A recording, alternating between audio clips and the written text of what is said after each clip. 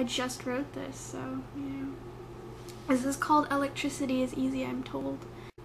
Mark needs to get Facebook back. He's still not sure how anyone managed to hack his fucking system and get into it in the first place, but when he starts talking to the system tells him that it was a cyborg.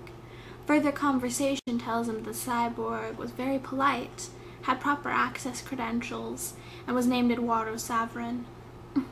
The system really likes Eduardo, and is a little bit disappointed that he made off with Facebook. Such a waste, it says.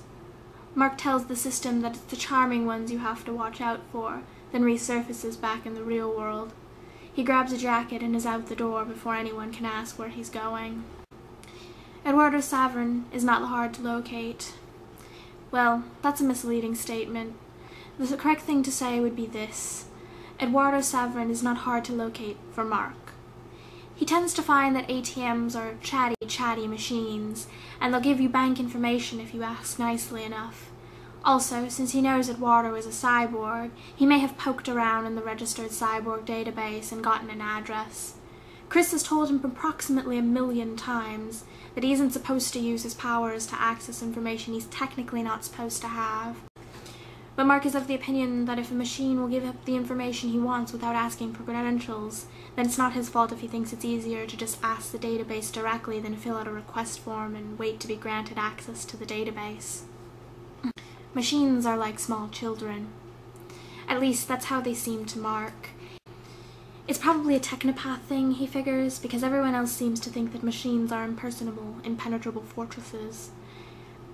That's just about the farthest thing from true there is, though, because Mark talks to machines all the time.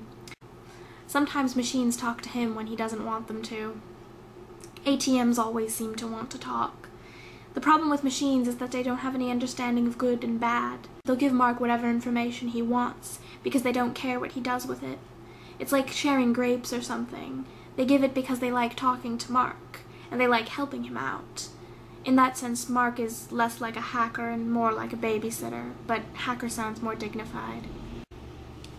Mark has a plan to get Facebook back.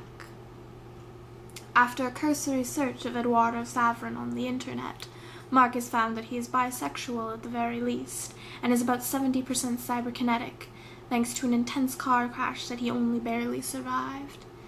His entire right side is cyberkinetic, and he has a partially cyberkinetic processing system installed. That explains how he just walked off with Facebook, Mark thinks, because he probably just downloaded the entire thing into his memory banks. Anyway, that also means Mark knows exactly what he should do. It's easier to access things without people noticing if they're distracted. Sex is very distracting. Sometimes Mark thinks it's lucky that he's so good at multitasking. Eduardo Saverin is ridiculously attractive. Contrary to popular belief, Mark isn't cyberkinetic at all. He's 100% organic, but he happens to think that machines are more interesting than humans.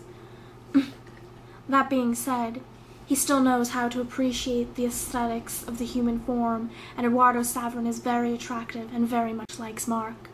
He responds to all of Mark's subtle advances easily, which is probably because he can tell Mark is a technopath. All cyborgs can tell Mark is a technopath, because the machine part of them automatically responds to Mark's touch. It's a very nifty trick, and it very much works in his favor most of the time, especially now. Machines respond separately from organics. Largely, the difference between response time is minimal, hundredths of a second, but if there is some sort of disconnect, then the difference can stretch to as much as 2 seconds. 10 if the difference is between a processing system and the brain, because processing system technology has gotten a lot better in recent years, but it's far from perfect.